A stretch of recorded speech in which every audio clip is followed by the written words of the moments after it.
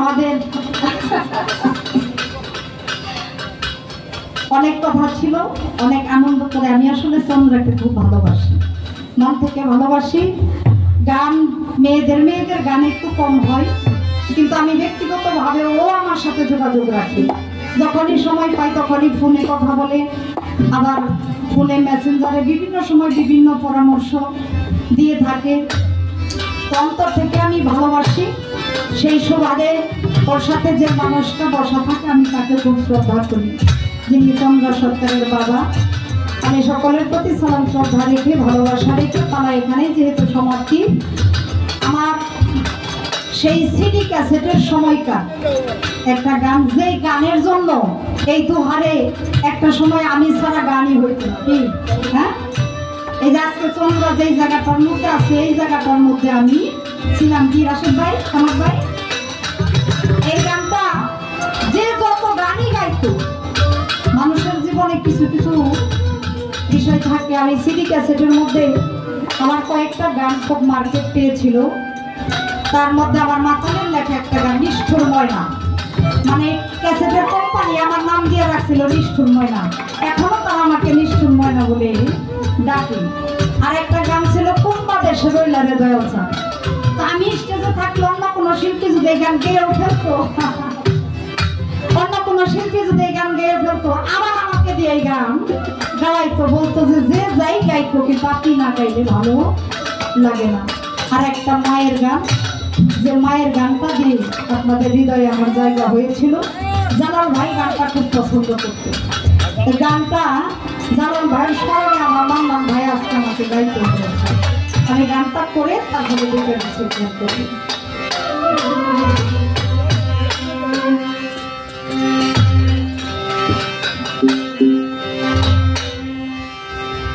এই গানটা আমি যারে বলতাম মনের কথা শত ব্যথা পাইয়া দরদি গিয়াছে ছাড়িয়া। এই গানটা আমি আমাদের লতিফ সরকারের সাথে আমার একটা অ্যালবাম ছিল, শরীয়ত মারিফত বোধহয় পালাটা।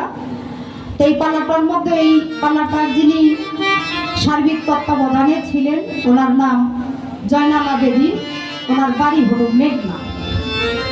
উনি একটা সময় তার অবস্থাটা ভালো ছিল না, যখন ওনার মা বাবা পৃথিবীতে বেঁচে ছিল। কিন্তু একটা সময় এসে, এখন তার বিশাল টাকা পয়সা, কিন্তু তার মনের একটা দুঃখ ছিল, আমার এত টাকা পয়সা এত কিছু, আমার বাবা মায়ের আমি পর্যাপ্ত শান্তিটা দিতে পারলাম না। আছে না খারাপ ভাই? অনেকে বাবা মায়ের যখন খাওয়াইতে ইচ্ছা করছে খাওয়াইতে পারে নাই, কিন্তু এখন সামর্থ্য আছে, কিন্তু সেই সম্পদার কাছে নাই।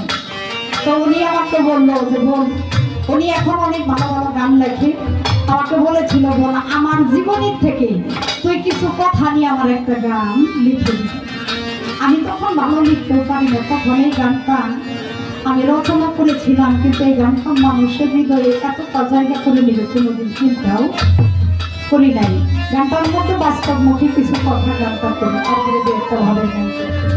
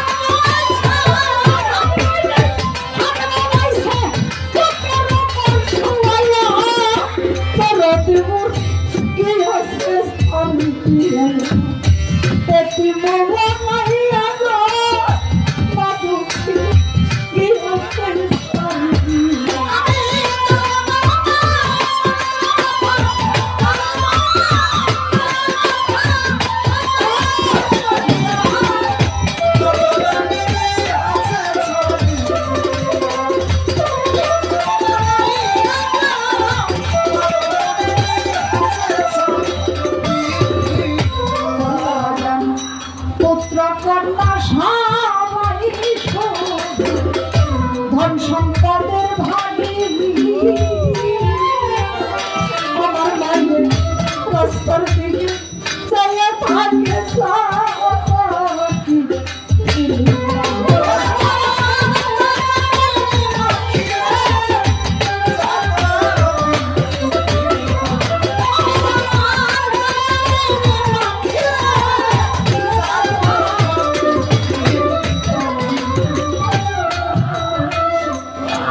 অনেক বড় বড় মানুষ অনেক সময় স্টেজে বসতে পারে না, বসায় না। এই পাগলটাকে আমি আমার কাছে বসাইছি, জানেন আমি যখন এই দুয়ারে আসছি তখন এতটুকু আমাকে প্রথম যখন দেখে তখনই আমাকে মা বলে ডাকে।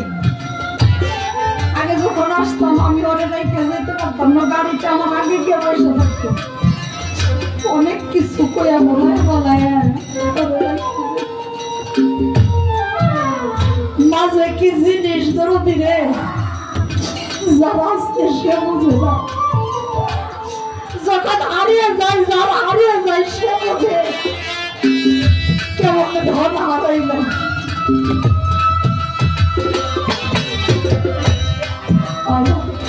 পুত্র কন্যা সবাই এই হয় ধন সম্পদের ভাগী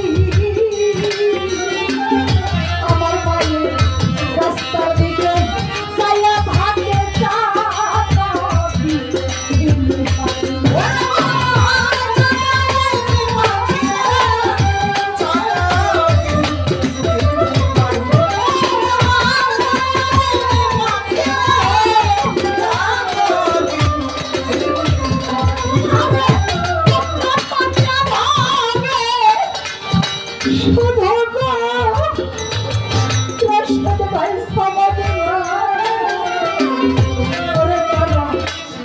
সম্পদের ভাগী আমার মায়ের রাস্তার দিকে চলে থাকে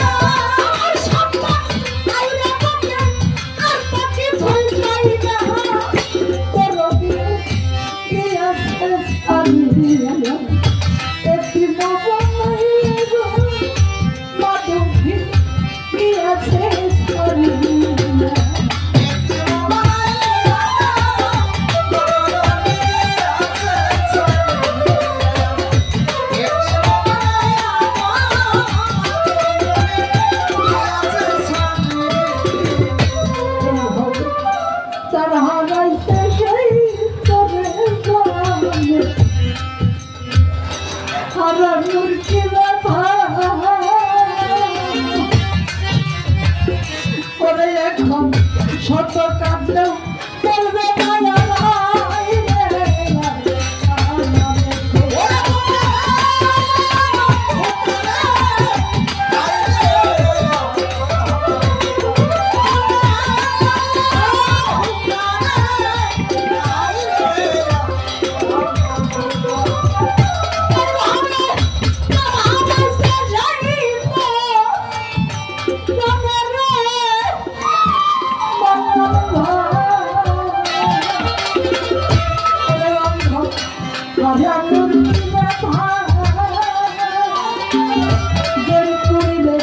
শত কাঁদলেও বলবে